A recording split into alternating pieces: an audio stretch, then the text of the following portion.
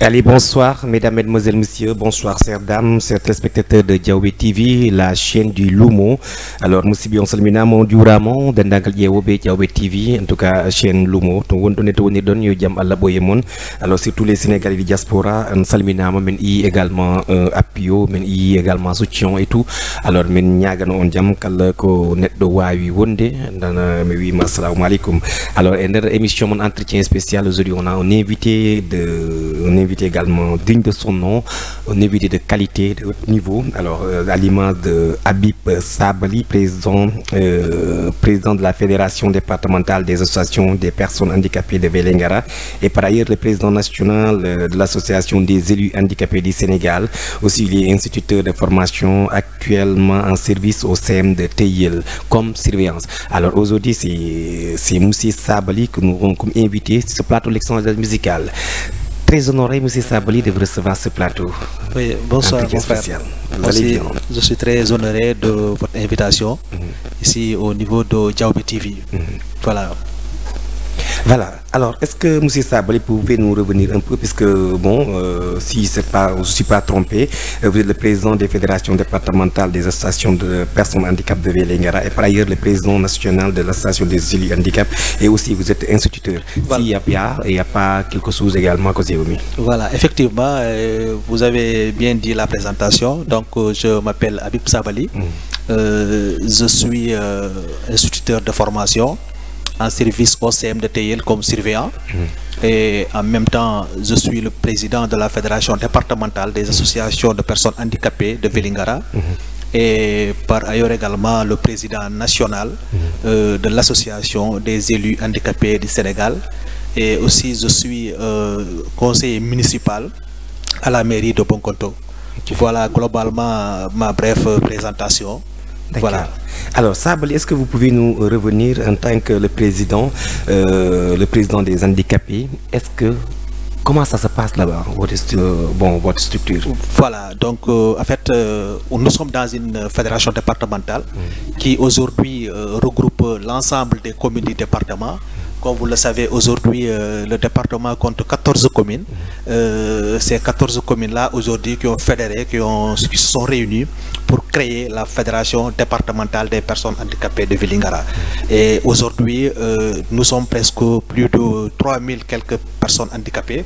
identifiées, n'est-ce pas, à travers ces 14 communes-là, et des personnes handicapées également identifiées, n'est-ce pas, à travers la carte d'égalité de sens que les personnes déposées. Mais par contre, quand même, je sais qu'on a plus ce nombre-là parce qu'il y a certaines, quand même, n'ont pas d'abord déposé, d'autres, ils ont un problème d'état civil pour pouvoir déposer la carte d'égalité de sens. Mais malheureusement, ces personnes-là ne sont pas comptées sur ce nombre que je viens de parler parce qu'ils n'ont pas déposé la carte d'égalité de sens. Quel est le but de votre association? Voilà, donc vous savez, certaines personnes aujourd'hui ont un problème d'état civil, comme on le sait au Fouladou. Voilà, donc certaines personnes ont des problèmes d'état parce que voilà, ils ont tardé à avoir l'extrait de naissance, d'autres par négligence, d'autres par certaines même on peut dire par refus, mais quand même la plupart quand même, le plus grand nombre quand même à ces extraits-là. Mais on est en train de continuer le travail pour qu'au moins que nous puissions quand même enrôler beaucoup de personnes pour qu'elles puissent déposer et de bénéficier, n'est-ce pas, les avantages de la carte d'égalité de sens. Alors, est-ce que tous ces 300 personnes, vous les avez reconnues par carte de membre ou bien? Non, cela veut dire c'est à travers la carte d'égalité de sens. Cela veut dire chaque personne qui va au niveau de l'action sociale pour déposer sa carte d'égalité de sens est tout de suite identifiée à travers sa commune. Parce que dans la composition des dossiers, il y a ce qu'on appelle le certificat de résidence. Là, forcément, c'est pour orienter la personne-là, elle habite où. Voilà, si par exemple aujourd'hui j'obtiens un certificat de résidence à partir de Diaobé, donc forcément ma carte, et je suis comptable à Diaobé. Donc si tu as la carte, si tu as la résidence à Vélingara, là aussi tu es comptable dans la commune de Vélingara. Donc c'est comme ça qu'on fait l'identification des personnes en fonction de leur certificat de résidence, cela veut dire en fonction également de leur commune. Après le BI, quel est l'objectif principal, en tout cas, bien vos attentes, qu'est-ce que vous attendez également, qu'est-ce que l'association attend? Voilà, cela veut dire l'attente que nous avons aujourd'hui. Vous savez, cette carte d'égalité de chance-là, elle est régie par des textes. Cela veut dire que c'est une carte qui est venue à travers ce qu'on appelle la loi d'orientation sociale. C'est à travers cette loi d'orientation sociale est née cette carte d'égalité de chance-là. C'est ce qui a valu aujourd'hui que toute personne aujourd'hui qui veut avoir cette carte-là, n'est-ce pas, obtient, n'est-ce pas, à travers la composition d'un dossier que la personne fournit pour pouvoir déposer et obtenir la carte d'égalité de chance. Et aujourd'hui, cette carte d'égalité de chance-là, elle a beaucoup d'avantages. C'est ça aujourd'hui qu'on est en train de combattre pour qu'au moins cette carte d'égalité de chance-là puisse prendre en charge globalement la personne handicapée. Si on se réfère au niveau de la carte, je pense on a plus de 7 rubrique au niveau de la carte d'égalité de chance qui est là, qui essaie de prendre en charge globalement la personne handicapée dans le domaine de l'éducation, dans le domaine de la formation, dans le domaine de la santé, dans le domaine de l'insertion, dans le domaine de financement, etc. Donc globalement, c'est des points aujourd'hui qui doivent revenir, n'est-ce pas, à cette personne-là, et c'est ça les avantages de la carte d'égalité de chance. Alors demain, parfois il faut essayer l'émission pour une alors une fois on avait entendu que vous avez organisé un concert. Le concert c'était avec Bandi Medio. C'était quoi le but de concert? Voilà, c'était juste aujourd'hui pour aller ce qu'on appelle vers la création d'un centre départemental des personnes handicapées. Parce que vous savez aujourd'hui, il est très important aujourd'hui en tant que capitale départementale d'avoir un centre, un siège, là où aujourd'hui les personnes handicapées pour se réunir, pour se rencontrer régulièrement, constamment, pour subir des formations et entre autres. C'est ça l'objectif visé, et toujours on est dans cette dynamique-là pour permettre aujourd'hui, n'est-ce pas, aux personnes handicapées dans ce département-là, n'est-ce pas, d'avoir comment on appelle, un centre là où les gens peuvent se rencontrer pour essayer, voilà, de vulgariser leurs connaissances, et voilà, parce qu'aujourd'hui nous avons des chaînes de valeur dans le département de Vélingara. Il y a des gens aujourd'hui qui maîtrisent certaines formations. On n'a pas aujourd'hui besoin d'aller demander une autre personne vient nous appuyer dans ce domaine-là, mais quand même nous avons ces potentialités de personnes et de femmes aujourd'hui qui connaissent bien, n'est-ce pas, qui ont bien appris leur formation. Ils peuvent démultiplier, n'est-ce pas, ils peuvent former des gens. Donc c'est pour cela l'objectif est là, pour aller, n'est-ce pas, vers la mise en place d'un centre de formation ou d'un centre départemental des personnes handicapées. Alors, ce centre de formation, est-ce que vous n'avez pas, en tant que le président, est-ce que vous n'avez pas rencontré avec les autorités du département, bon, pour ne pas appeler également un artiste pour ce bisou qui est en or? Non, cela veut dire que c'est des initiatives. Voilà, cela veut dire que quand on commence ces grands sentiers-là, il faut essayer d'impliquer toutes les personnes, que ce soit les autorités locales, que ce soit les bonnes volontés. Cela veut dire que chaque personne a sa manière de faire une contribution, que ce soit d'une façon ou d'une autre. De toute façon, il y a les autorités locales qui mettent la main, les bonnes volontés, voilà, et certains artistes aujourd'hui qui ont une pensée pieuse aux personnes handicapées, aussi ils ont leur soutien, voilà, les actions qu'ils peuvent mener pour essayer d'amener, n'est-ce pas, ces appuis-là pour donner ça aux personnes handicapées. Et je pense que également c'était des actes qui sont salués et louables. Voilà. Les personnes handicapées sont mises en rade un peu bon, dans les institutions, mais bon, pour la première fois, on voit également à l'Assemblée nationale des députés handicapés. Alors, cet changement, voilà, donc aujourd'hui c'est un honneur, c'est une fierté aujourd'hui de voir ces personnes-là. Cela veut dire aujourd'hui il y a eu un travail au préalable. Cela veut dire nous avons eu à travailler, n'est-ce pas, pour qu'aujourd'hui les personnes handicapées puissent être dans les instances de décision. Moi, en tant qu'élu local, je me suis battu pour dire que voilà ce qu'il faudra faire. Parce qu'aujourd'hui, quand on est un élu quelque part, il faut qu'on montre qu'effectivement on est dans cette localité-là, on doit contribuer de façon positive et à la construction de nos localités. C'est pour cela que nous avons dit, mais pourquoi pas aujourd'hui, nous ne pouvons pas avoir des personnes handicapées dans les instances de prise de décision. Et c'est de là que les idées sont venues. Les gens sont allés vers la création de cette association-là. Et aujourd'hui, on s'en félicite. Et nous avons des personnes handicapées aujourd'hui dit pour la première fois, qui vont aller siéger à l'Assemblée nationale. Et que ces personnes-là, ces honorables députés-là, je veux nommer l'honorable Awassi,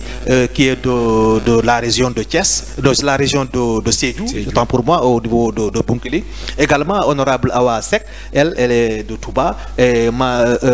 Amadou Lamine Diouf, qui est un député de la diaspora. Donc toutes ces personnes-là aujourd'hui vont représenter dignement les personnes handicapées de façon globale au pays. Et aujourd'hui, comme on a l'habitude de dire, nous avons des priorités à l'Assemblée nationale. Nous avons des priorités que nous voudrions aujourd'hui que ces honorables députés-là plaident pour les personnes handicapées, pour que ces personnes handicapées-là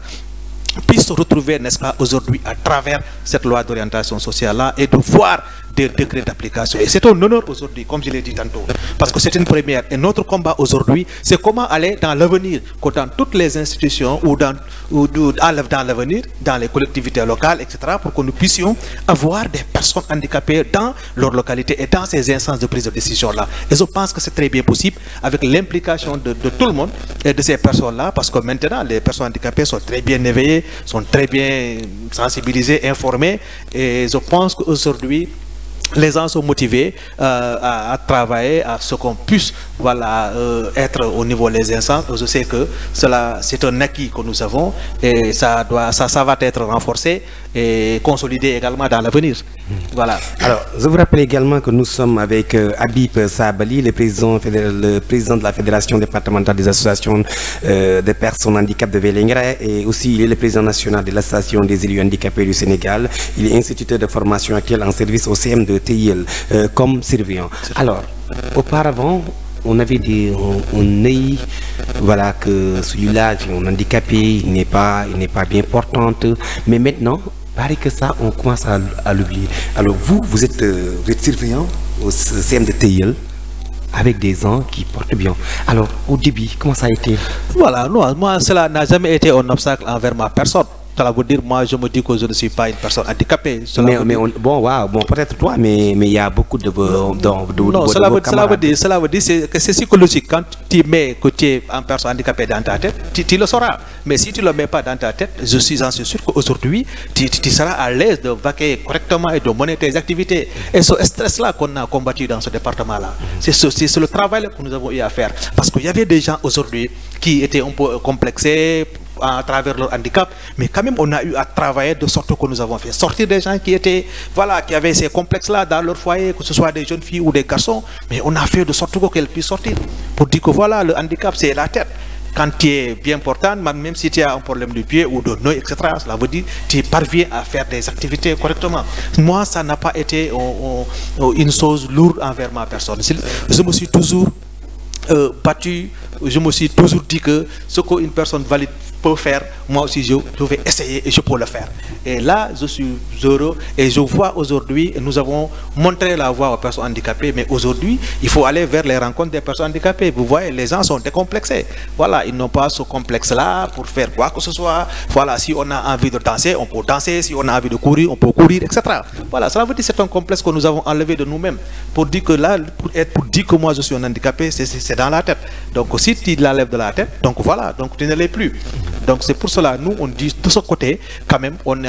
a fait un travail extraordinaire et on a fait sortir des gens, quand même, qui avaient ce complexe-là. Et heureusement, quand même, ils ont compris, que ce soit des garçons, de petites filles, de jeunes filles, etc. Ils ont compris et que cela ne doit pas être un fait que les gens doivent faire sous forme d'un complexe. Voilà. Dans les établissements, on rencontre plus souvent des jeunes filles, comme des jeunes garçons handicapés. Alors au début, ça va bien, mais après, il y aura un moyen de déplacement. Est-ce que, en tant que président, vous pensez à ces jeunes? Voilà, effectivement, des fois, c'est des problèmes que nous avons. Parce que, comme je l'ai dit tantôt, aujourd'hui, nous en avons ces genres de problèmes. Parce qu'aujourd'hui, certaines personnes handicapées sont à l'école, mais des fois vous voyez des personnes ou des élèves qui ont des problèmes à se déplacer. Moi j'ai eu à rencontrer une fille, elle était sur une fauteuil roulant, et finalement des fois il arrivait même des moments où il me disait il ne peut pas aller faire des cours ou des devoirs parce que ses pneus sont crevés par-ci par-là, parce que voilà. Donc vous imaginez quelqu'un, un jeune, il n'a pas besoin de fauteuil roulant pour aller à l'école, il n'a pas besoin, même si son vélo est crevé, il peut aller correctement, mais l'enfant qui est sur sa chaise roulante, si un de ses pneus est crevé, il ne peut pas aller à l'école. Donc ça, c'est des problèmes, on rencontre ces difficultés-là. Et tout cela, aujourd'hui, c'est des choses que les gens peuvent essayer de voir dans l'avenir, comment accompagner ces enfants-là, comment accompagner ces jeunes élèves-là. Et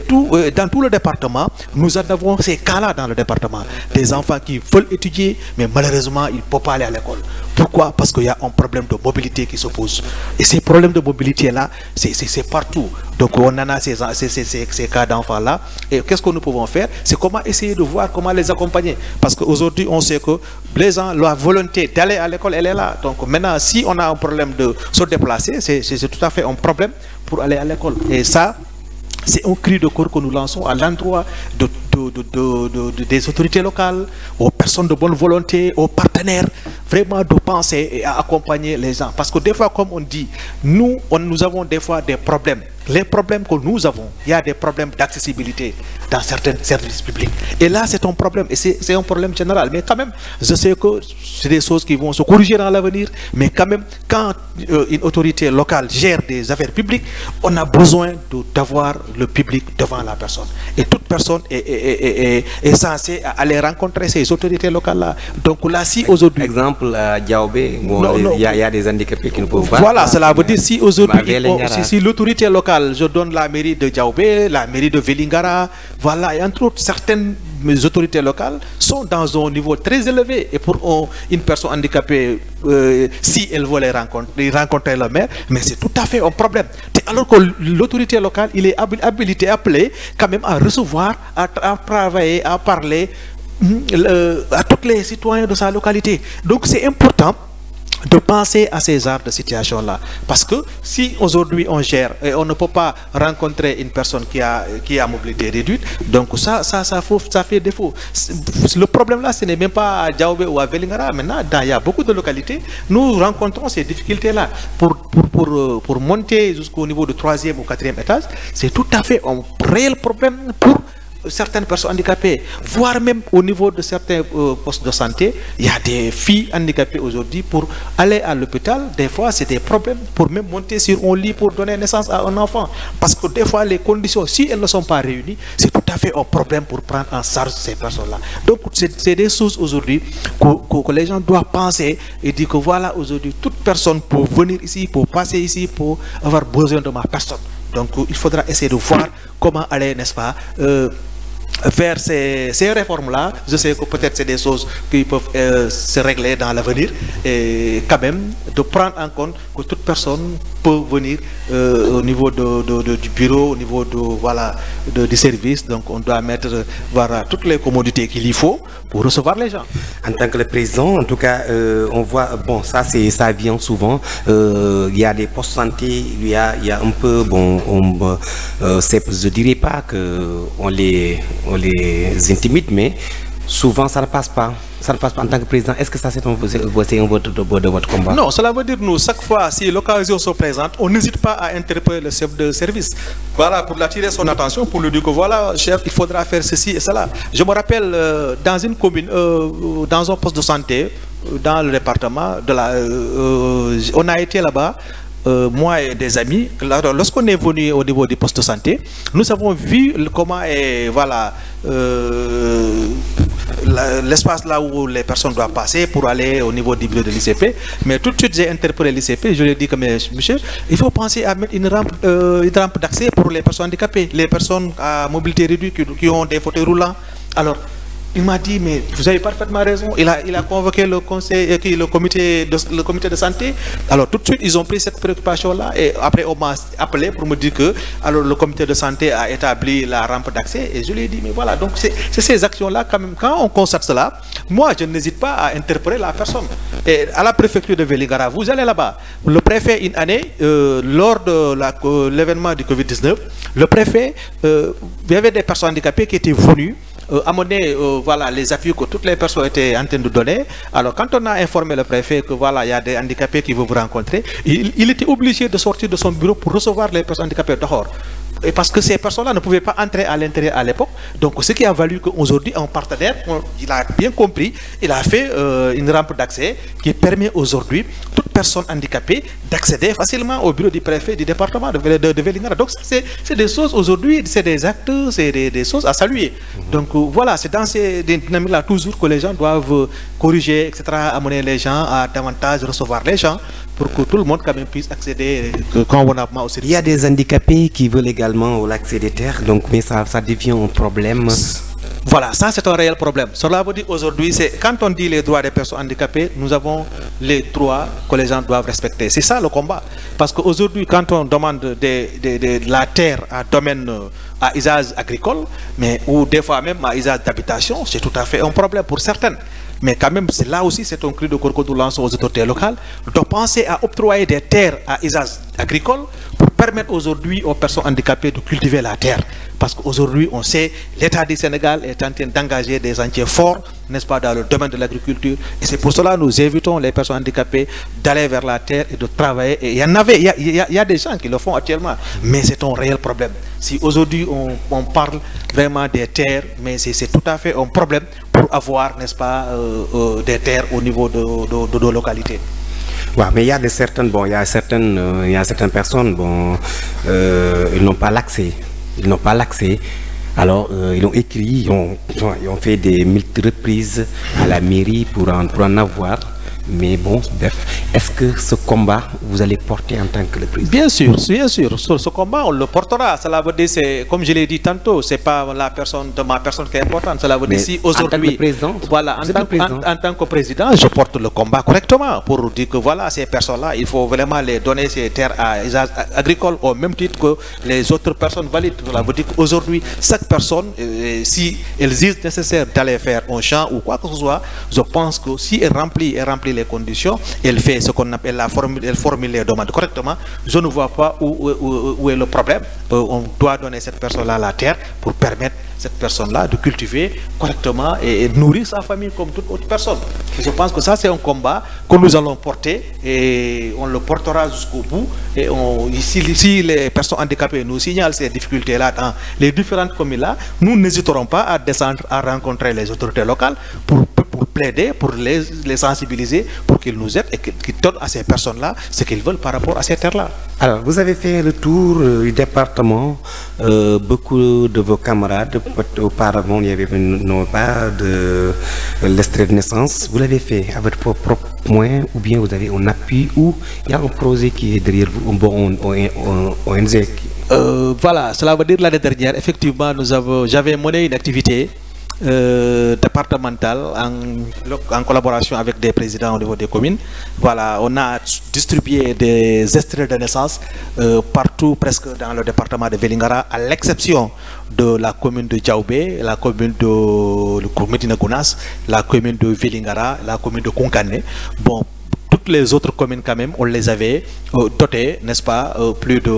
si j'ai bonne mémoire, on avait donné 300 extraits et 100 registres par commune. C'était un appui personnel, il n'y avait personne qui était derrière, c'était un engagement, c'était juste une activité qu'on avait pensé, que j'ai dit voilà, ça peut être utile pour cette population-là, et je me suis investi là-dedans, et j'étais accompagné avec les personnes handicapées au niveau de leur commune, et nous sommes partis rencontrer les autorités locales, et on a donné fidèlement ces extraits-là, on n'a pu s'en attendre rien. Pour dire que voilà, c'est un appui que nous amenons au niveau de vos mairies pour que vous puissiez les utiliser pour la population. D'accord. Merci beaucoup. Je vous rappelle jusqu'à présent que nous sommes avec M. Sabali, le président des handicapés du département de Vélingara. Alors, je voudrais également me faire savoir un peu, il faut parler un peu plat. Il faut un peu parler plat. Donc voilà. Sinon, les 30 minutes qui restent, on va le faire en plat. Alors, Sabali, on président handicapé du département de Vélingara. Alors, on a combat modono exactement. Voilà, donc ko min hande combat am mo e nder département he piwimi be di ni gandi dum ko do woni combat am han ko daranagol handicapé ji e nder département Vélingara e nder région Kolda e nder Sénégal piw parce que simi wi hande Sénégal piw han parce que min abbi woni e fedde ne gandanta ko min abbi e den fedde national ɗum woni association élu handicapé du Sénégal donc ɗum woni han min golle am hare am doddu am jamma e ñalowma ko hono yimɓe ɓe gandanta ɗi ngakkora terɗe mum hono jiirta ko e mumen e nder société e nder yimɓe he e nder koddigal he parce que han si a wondi e mumen han an a woni ɗum donc hona hollu yimɓe ɓe ko mbawɗa e ko ɓe pota waɗanede kaɓanoɗa ɓe ɗum yimɓe ɓe ballama ɗorama e dow muɗum. Alors hande min iya également woodi camarade ji maɗi hewɗi ɓe ala accès e décision ji goɗɗi ɗin an hande a jogui on accès ko fi ko ɗum ɗon ko jande mane okkima ɗum walla ɓeyda ko ɗum non hona question jande okki kam ɗum cela veut dire hande kono mbimamini cela veut dire si a yii hunde walla ano en hunde han ko a gomat ɗum nangga ɗum jiɗo temɗere cela veut dire min sur handicap mi ko mbiyamɓe ko min garani ɗon pour minen ɗaɓɓa kaalay walla minen ɗaɓɓa goɗɗum mais ko arde nanggande haɓanade handicapé ji e nder Sénégal ko haɓanade handicapé ji département Vélingara par ce que han min mbiyamɓeɓe toujours par ce que neɗɗo han ko wiyere kala ɗo gueɗal peccete si a ala ɗon tan a tawaka ɗum mbiyamɓe ɗumen toujours hande ko ɓuuri moƴƴude hande haare amen nde ko piw ko hono min mbatta ha kala ɗo jotte kala ɗo rendere woni e quartier woni e commune woni e département ta handicapé ɗini tawa hen par ce que ko ɗum woni hande tawegol e pewnugol nokku e pewnugol leydi e pewnugol ɗo wonɗo par ce que hande si tawi hande développement ɗini waɗat han si a tawaka ɗon ɗo fewnere han a tawat ha han ɗi woodi ko manque neɗɗo noon si a wi han ko min ko ni mbamiran mais ɗi woodi gooro yo gooro ko wawra liggade ko wawra wadde contribuer e leydi muɗum he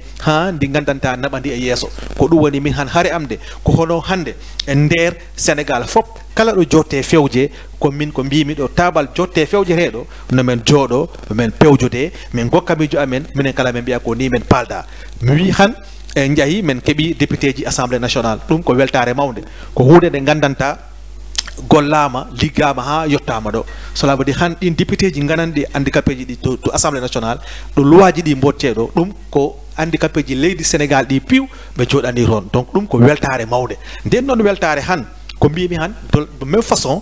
ɗum ko foti wonde tan ko hunde nde gandanta han ɗi foti yottanade leydi ndi fof kala ɗo wawi wonde mbiyammi handicapé ji e nder département miya ɗumen hande honano on pat noddede si hunde ari tan honano on pat wiyede o minen men garani ko on par ce que han neɗɗo honano fata ha wiye ar ko a yahat taweɗa hoorema ɗo gueɗe ɗe peccere ɗo taweɗa mais goɓɓe ne wawi yaade ɓe waɗa ɓe ndonna ɓe hersina ɓe non cela veut dire hande anandi kersingol ɗum peut être an kalo ɗum mo anda ɗum mais cela veut dire ganduɗo han yahara dula han walla min mi yahara dula goɗɗo hersina kam ɗon par ce que min andi ko mbaɗa mi te yimɓe han ɗini gandi goɗɗo par ce que han ɗo laamu Sénégal ɗo fokkiri ɗo han kala ko wiyete e banggal golle ko français wiyata ko les gens travaillent dans l'inclusion par ce que han kala ɗo fewjete walla kala ɗo goɗɗum watte ko wiyete ko ɓuuri moƴƴude han ta handicapé ɗin ɗon jogui gueɗal mum ɗi tawra ɗon par ce que no mbawmiɗen hay han o studio ɗo ta ɗi moƴƴuɗo han ta handicapé ɗin ɗo liggo ta mo gandanta ɗi jogui gandal muɗum wona kala wiye tan ɗi faala arde gollude par ce que minen jogui han yimɓe ɓe gandanta han men kala no cohlirɗa ɗi woodi to banggal gandal to banggal jande partout ɗi woodi cela veut dire han les gens ont appris yimɓe ɓe jaaɓi jaggude handicapé ji ɗi han y a des docteurs y a des voilà des ingénieurs ɗum piiɗi woodi e nder calɗi handicapé cela veut dire han wona fi ko jahoɓe jeeloyo place walla jeeloyo goɗɗum o men jaɓɓuno yawranoma donc c'est pour dire aux personnes ko jomɓen ko gara gokkira gandal mumen gokkira miijo mumen pour hono tawirte kala liggagol nokkuli meɗen ɗi nokkuli commune ji men ɗi département meɗen o et cetera cela veut dire c'est ça la réalité han ko ɗum woni ko mbawa ko ɗon hona han mbigol est ce que jommon ɗumantinat non non non cela veut dire ko han minen on position ko ɗum men goni e nder leydi Sénégal ko men kaɓoro ko hono gooro yo tawirte ɗo fewjere ɗo feccere ɗo voilà ko ɗum han woni combat yimɓe ɓe o voilà d'accord alors hande woodi sukaɓe janggoɓe wonde e école jiɗi hen ɓe jogui probléme déplacement goɓɓen jogno pousse voilà cela veut dire que andi on question ko mo gandanta hanɗini satti par ce que e nder département Vélingara he mino jara au passage on partenaire gonɗo ɗo nder département Vélingara ɗo mo gandanta ko émigré ɗinin jooɗi Espagne wiyete Harouna Mballo mais no waɗa mbo saluer au passage par ce que mboni nangani minen rowani mbo addani men pousse ji seeɗa e bagasuji e consort cela veut dire han kono ɗini action ji men lamdoro par ce que ɗi wodi cukale goɗɗe ɗe gandanta han enen keeɓi sens enen ni mbuɗɗaga yaas enen ni ndaara oroji ɗi pumma enen ndaara téléji enen ndaara oroji et cetera mais ɗi woodi ɓe gandanta han ngala on sens cela veut dire ɓen mbawata wuɗɗude suudu mumen ɓen ɗi jooɗi dula gooro mais ɓen jooɗi ɓe dula gooro han ɓen hono mbawata ha wuɗɗirde ko ɓen ko ɗo pousse ɗo pawe pousse mbuɗɗa jaaha ɓen ko ɗum cohli han min mi hettanta pousse tan mais ɗi woodi mo gandanta han ɗi wondi e goɗɗo mo gandanta wawa mbo wallude mo heɓa pousse ji ɓen gandane ɓen ɗin ɗo nder département meɗen ɗo ɓe gandanta mbawata yaade woodi cukale goɗɗe gandanta han ɗi mbuɗɗa école par ce que ɓe ngala pousse ɗi woodi woɓɓe mbiya ka monsieur han mino faala yaadede devoir kono han wuruji am pousse ɗe jakkima mi wawata yaade haydula donc ɗi piwɗin ɗo ɗi gandanta han komin ñagoro tan kala neɗɗo mo gandanta han ɗini wawi wallude ɗe cukale e o département weɗi ngara woni mawɓe woni cukale ɓe gandanta ɗini cohli ɗum no yimɓe tidno mballa minen mballa yimɓeɓe woɓɓe ɓen han ko bekiji cohli woɓɓe ɓen ko lone et cetera donc ɗin piw ko piiji ɗi gandanta han ɗini moƴƴi daranede voilà d'accord alors e goɓɓe ne yiiɗi remde mais hande ɓe windi ɓe jogui haɓe tampi pour ne pas citer mais mi andi goto anta mo tampi hen mo yiiɗi hebde komo rema mais mo ronku hebde voilà cela veut dire ko ɗum kala ko caɗele yimɓe goni par ce que min ko mbiyami ko toujours hande ko droit ji par ce que neɗɗo si a waɗi laaɓagol ko wi ko han ko piiw goto yo ɗini foti hebde ko droit muɗum ko laawol wi ko cela veut dire hande ɗi woodi e nder handicapé ji gandanta han ala ko mbuuri ɓeygure mumen nde si wona ndema e gaynaka ɓen noon handicapé ɓe ndema e gaynaka ɓen han si ngari wiide minen paala leydi minen paala ɗum ɗo han donc ɓen ɗi poran wattanede yila ɓe mballe ɓe ɗowre e muɗum ha han ɓe mballe kankalan cela veut dire ta mballugol ngol par ce que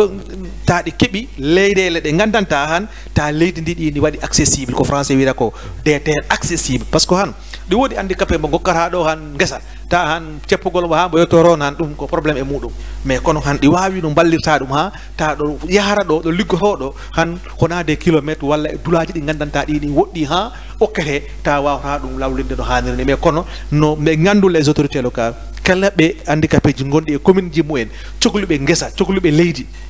binduɓe demande no hanniri ni no gokke par ce que ko ɓen ko ala ko mburni ɓeygure mumen ngala lewru donc ko hen goni yakarji mumen ɗi no gokke leyɗele ɗe ɓe ndema pour ɓe mbawa wurnude ɓeygure mumen ɗe haajuji mumen e goɗɗi e goɗɗi alors a waɗi hiiro woto walla boog station maɗa waɗi hirde nden hirde est ce que hanano puisque autorité ji ɗin waɗa darna ko on bisu mo famɗon o voilà cela veut dire aɗa andi ko no mbimi nane ni rek cela veut dire ande hunde o si a fokkintini fandare han voilà ko piw jeyta ɗum voilà goto yo goto ɗi woodi kañ façon no fawale fof no waɗirta si min an ko kalis joguiɗa tan an ko adda kaale ma o gadda oɗo si ko jarne jogui han wiya a mimine jogui oto min mi addanamma ɗum ɗo ɗum oɗo si tawi han ko rendina yimɓe yima wiya min ko ni paldami on kala wawat wadde ɗum wiya min ko ɗo oɗo woni babari am ndi e banggal ɗum ɗo ɗum pi hoɗum saabi ɗum ko hono ran jagol ha naɓa handicapé ji ɗi e dulaji ɗe gandanta janggo ko nokkuji mumen ko kayen godani koye mumen pour hande si mbawi hen hawrude han a tawat mbawat hen hawrude janga mbaɗa formation ji mbaɗa réunion ji mumen waɗa goɗɗi ɗum piw par ce que han e nder département Vélingara minen jogui ko wiyete des chaînes de valeur de formation cela veut dire han si tawi han min mbima minen paala wadde o formation han min cohlade ɗaɓɓoyde goɗɗo to Kolda walla to Dula goɗɗo minen jogui ɓen ɓe gandanta han ɗi kebla ɗini janggi ɗum ɗi mbawat hokkude gandal handicapé ji no mumen ni cela veut dire ɗin ko français wiyata ko c'est des chaînes de valeur que nous avons mis en place ɗin noon min mbaɗiɗi développé ha joni ko min ñagoto tan toujours ko hono ɓen mbaɗirte accompagné par ce que han hewani commune mo gandanta han ala on chaîne de valeur donc ɗum déjà koko ligga ko fewna donc toni ɗo tan ko mbigol tan en tout cas ko ɗum woni fandare nde kala mbo neɗɗo mo gandanta han ɗini no wawi hen wadde junggo muɗum kala no junggo mum ngo wara wonir en tout cas minen mbiya ɗum voilà bienvenue hoɗe caɗele en tant que président ɓe camarade ji maɗi notamment wiinama no hawri e ɗum e commune ji maɓɓe voilà cela veut dire caɗele ɗe ɓen ɓurta hebde par ce que woɓɓe men noddira kam toujours e banggal état civil cela veut dire woodi ɓe mbiya kam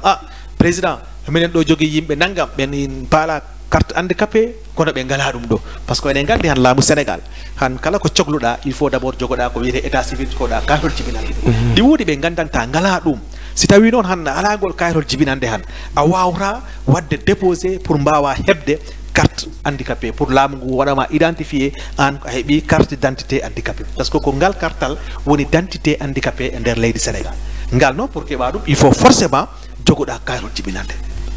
mais min jiyat noon e cukale woɓɓe ɓe gandanta ngala ngol kayrol jibinande par ce que enen gandi han région Kolda département Vélingara ɗen caɗele ɗi keewi ga meɗen ɗen noon caɗele en mbawra wiide ɗe kuuɓat kono noon ɗen guete waɗede feere hono golle ɗe hono ɗe ñawdirte pour que au moins yimɓe ɓe pour handicapé ji ɗi fof kala cohluɗo kayrol pour wawa ngol heɓde ta ɓitinani ta ala hay caɗele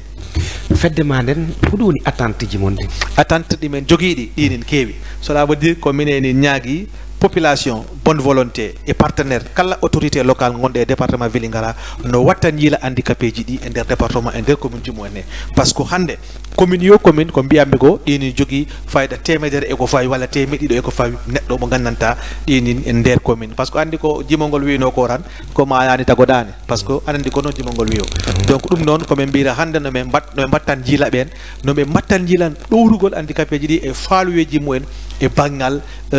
formation e banggal accompagnement si mi wi banggal accompagnement han si mi ɓangi exemple han mairie Diawɓe ɓeni jogui potentialité o handicapé ji gonɗi ɗo ɗi jogui formation Kunkani kon noon Diawɓe kon noon Parouba kon noon etc Vélingara Bonkonto en partout ɗi jogui ɓen ɓe gandanta ɗini jogui des capacité ɓeni jogui gande ɗe ɓe gandanta e mbawal liggodde si autorité local ji ɗi balliɓe duñiɓe seeɗa tan mino andi ko ɓeydat yajje woni ro banggal kala ko wawi wonde e kala ko wawi wonde ro banggal ndema e banggal activité ji ɗiɓe gandanta génératrice de revenu ɗimpi ko piiji ɗi gandanta mbawaɓe voilà addande goɗɗum janggo pour ɓe mbawa également jogade ɓeyguji mumen ɗi ta caɗele kewani alors président Habib Sabali makko président handicapé du département de Vélingara et ha joni makko kadi komo jangguinowo comme voilà comme ko ɗum woni golle makko komo jangguinay joni komo surveillant toon to CM Teyel alors kanko hande wonde ne haldude alors président joni complexe o iwi e handicap ji ɗin hande en cas conseiller ko mairie mo Bonkonto goɓɓe ko député ji hande honno waɗɗon feere surtout département mo Vélingara ha on complexe iwi puisque souvent ɓe nene bon kamɓe koɓe yaltanoɓe ɓe yatano janggoygol mais joni ɗum iwi joni ko kamɓe woni école te école sa daari wonɓe ko école ɓen bon parmi les meilleurs ɓe tawa hen voilà ɗo diwani ko mbimami ko andinare mi wima yo e nder handicapé ji on complexe iwino par ce que han siko jande siko gandal han ɗum joni heeɓima ko ɗum waɗi hande pinal ngal ɓeydima donc ko wonno hanki ko donc ko heewi uyrima joni hoɗum woni ko yimɓeɓe hono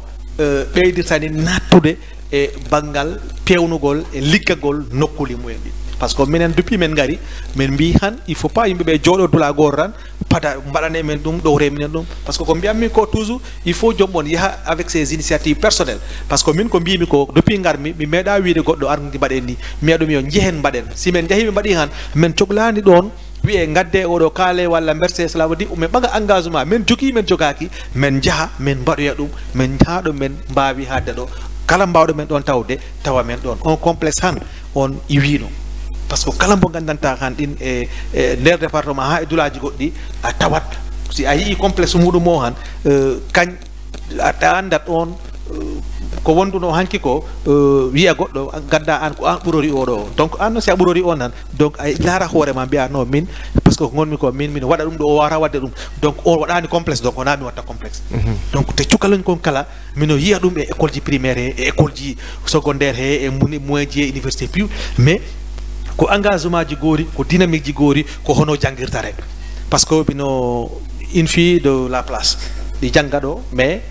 mon jogui probléme pousse ɓe kono ñande yo neno o dodda kam kaari ɗi wullaran ɗi faala janggoyde cela veut dire si a yi guel cukalel koye pousse watte ɗini wulla wiyama noon ɓe école janggoye han c'est parce que ngelin han ko wonno complexe muɗum o ko iwino sago muɗum han no yaa janggoya école andi han ko ɗum woni nafaka muɗum ka par ce que gona e pousse gona e kala ɗo mbawɗa wonde a wawat janggude a wawat wonde cadre a wawa wonde responsable mawɗo ɗum noon burgol gol hen responsable han sohlani wiide yo kaari andian parce que han enen pi enen gande pour gonda ɗum ɗo ɗum min ano andi hono mbatta ha gona par exemple on conseil ɗum sohlani mo wiide hono hen parce que enen gandi ko hono poɗɗa darorde ko ɗum noon min mbi han il faut minen kala men darora noon ha men tawe he fewjere he pour minen kala men mbawa okkude miijoji amen e nder commune ji amen e nder département amen he e nder assemblée e wanno jol pelle goɗɗe mawde he nder laamu he jotte minen kala men gokka miijo amen mbiya ko on waɗirama ni walla waɗirama ni han ni moƴƴat walla ni yarat ni walla ni moƴƴiran ni donc ɗum pi han minen gandi ɗum men cohlani wiide goɗɗo no men gar walla jahe noddo heɓeɗa en tout cas on sait ce que nous devons faire donc ça c'est on a problème pour jagole muɗum. D'accord Rowani a waɗi presque département fof ani woɗi ɓe alano kaydi jibinande walɗaɓe kaydi jibinande e ɗum ko moyen ji hoorema walla ko partenaire ji mon yonnama appui non hay partenaire waɗani cela veut dire ko initiative personnelle mbimi non attends il faut au moins parce que wiya kala neɗɗo si a waɗat hunde han joguima programme mbi han an kala yaha e population he dara hoɗum mbawata ɗum e wallude donc ko initiative personnelle moyen ji personnel hona goɗɗo ɗin to ɓaawo ko min on jaari ko kales am ko lewru am salaire am voilà ɓammi ɗin extrait de naissance ji et certificat de résidence ji naɓammi commune ji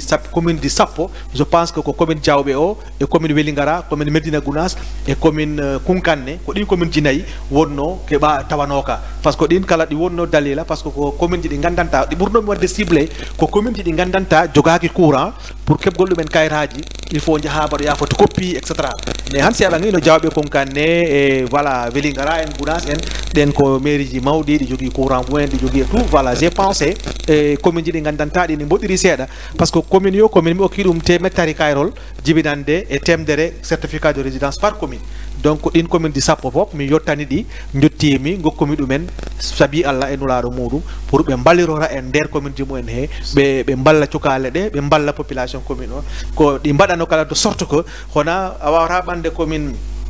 extrait de naissance Wasadung naɓagol to Pakour cela veut dire ko extrait yo ko commune o winda ɗon carrément donc forcément ko ɗon ɗi liggorte ɗina mbaɗaka haydula donc ko noon men mbaɗirno donc yimɓeɓe noon mbaɗi ɗum apprécié par ce que ko acte noble wonno ɗon donc men palte wadde goɗɗi e goɗɗi kala kono si moyen ji kala ran ko joguiɗa ko eno paldeɗa ni ko noon guerorta par ce que mbiyatmi ko toujours si a fokkintini hunde tan hono no a wi goɗɗo pokkira mbiya ar wallam mais au moins il faut an on mbaɗa acte maɗa o mbiya ko ni paldami yimɓeɓe paama projet ma ko pokkintinɗa ko de woɓɓe gara ɗorama hen ballama pour mbawa yaade hande honɗum tortoɗa les bonnes volontés département walla les autorités voilà cela veut dire ko tortomi d' abord andi hande wodi caɗele gote ɗe han yimɓe ɗi gondi il faut d' abord yimɓeɓe mbaɗa ɗum pensé ɗum woni le problème d' accessibilité cela veut dire hande a yiyat ɗo handicapé sohla neɗɗo mo gandanta han ko leydi ndi population o pi joɗani mais kono pour jottanoɗa ɗo mo wonɗo a tawat ko caɗele par ce que neɗɗo noon han si ano tamna hunde nde gandanta ko population o pi wodi ɗum han anonin foti wonde neɗɗo mo gandanta a fokkiranama tan a yiyere a yottante donc ɗum woni han si a woni hande bureau mo gandanta ko ƴeŋere dow e handicapé koye ɗe si tiɗani ha sellani ha wawata ƴeŋde ha yottanoma toon c'est pas possible mino siwtori hirande année covid 19 o délégation handicapé arino pour okka préfet o pabari préfet o haalna wiya ɓen mbawata ƴeŋde donc il a fallu ko préfet o jippo iwara bureau mum to ara ha ga leydi waɗa recevoir handicapé garnoɗo ɗon o galle ɗo préfecture mais après yimɓeɓe bulliri partenaire goro ari mbo waɗi rampe d' accès mo fewni ɗum ha sangi cela veut dire kala handicapé garɗo han préfecture Welingara a ƴeŋana hoorema ha tawoya préfet o to nder bureau mum to ɗum ko ɗi men cohli han e dulaji goɗɗi ya e l'hôpital ji goɗɗi han pour jiiya debbo mo gandanta han ko handicapé ta ko pousse jogui ta ko debbo reedu pour mbo wawa yaade e l'hôpital pour mbo jippo jolɗe han dulaji goɗɗi ko caɗele pour on wawa yottanade balde ha wiye ƴeŋi ha voilà Allah jippini ɗum a tawat ɗum ko caɗele ɗin pi ko piiji ɗi gandanta han ɗi pora wattanede yila oɗa point han ko probléme mo gandanta minen jogui ɗum woni probléme mobilité ɗum woni si enen jaharan woɓɓe mbawata yaade donc il faut ɓe balle moyen ji no ɓe jaari te autorité locale ji ɗi no ballu handicapé ji ɗi leydi ɓe liggo par ce que ko ɗon jo yonta liggagol en jii laamu ngu ko wiyo yimɓe ɓe no ndem yimɓe ɓe no liggo no yimɓe ɓe liggo minen paala laamu ɗum okka men kesele men ndema men liggo par ce que han ɗi woodi handicapé ji gandanta han ko ɓeygure mumen nde koto gasi romburi enen mbi ko romburɗen ko ɗum ganduɗen ko ɗum jagguɗen donc ɗum noon minen ni ñaagui maire ji ɗi kala ɗo ɓe gandanta han neɗɗo population ɗini lamdi leydi wi han ɗi faala wadde ɗum ɗo ɗum minen ni ñaagui ballal no ɓe gokkuɓe kesele pour ɓe mbawa remde ɓe mbawa ɗowrude ɓiɓɓe mumen ɓe donc ɗum ko ɗum men cohli pour men balle e nder département Vélingara e kala yimɓe ɓe tinno e duulaji ɗi gandanta han kala e fewjere par ce que kala ɗiɗin moƴƴi neɗɗo si tawi a woni e nokku tan a tawere pewnugol nokku maɗa o cela veut dire han a wawata wiide mbaɗane kam ɗum ɗo an kala ɗo fewnere a tawatake donc neɗɗo ɗo de a wiide mbaɗane kam ɗum ɗo ɗum te kala a tawere ɗo fewnere ɗo kala ɗo fewnere han a holliri ɗo preuve président de la république ɗe balɗe mbo okki yimɓe sappo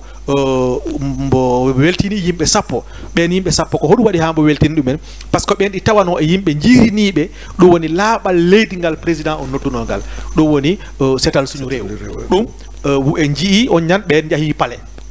président okkiɓe kadoji hoɗum waɗi ha ɓen gokka ko par ce que ɓen ko mbat participer e développement leydi ndi e nder Sénégal ɗum c'est important cela veut dire pour terminer c'est un cri de cœur cela veut dire inviter toutes les personnes handicapées de s'investir de façon positive à la construction du pays et cela est très important parce qu'aujourd'hui on a vu l'élan du chef de l'État et son premier ministre le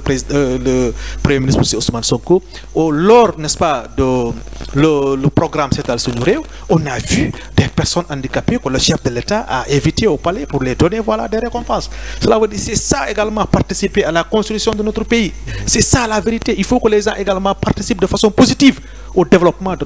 notre pays et donc c'est ça notre engagement c'est ça la vision que nous avons pour accompagner aujourd'hui les autorités locales de ce pays-là pour construire ce pays donc je pense que les gens sont bien avertis et on a très bien compris que les choses voilà et les gens sont engagés à travailler dans ces dynamiques-là.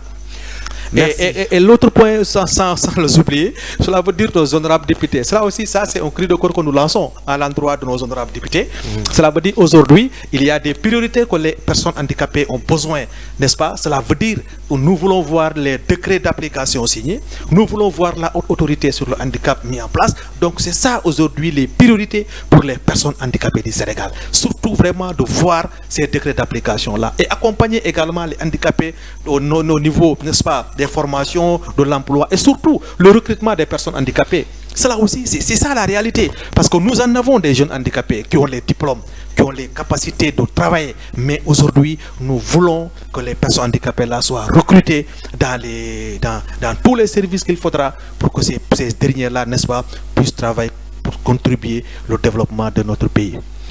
Alors, c'était Habib Sabali dans votre entretien spécial. Dans le passage de celui également, mon ami, mon frère, Koto Karo Sari Soudi Salminam, Amadou Diallo de Kunkane Salminam. Alors, présent, Woni Alako, Woni Melandakima, Tung Arnoko Hakilma, Fan Melandama Dun, voilà,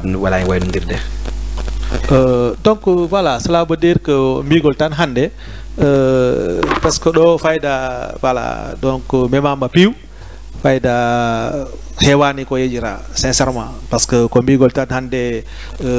handicapé du département Vélingara ko yimbe mbabbe engagé donc mino jarabe mino wiabe no be gandu hande ko combat mo gandanta ko minen pingodi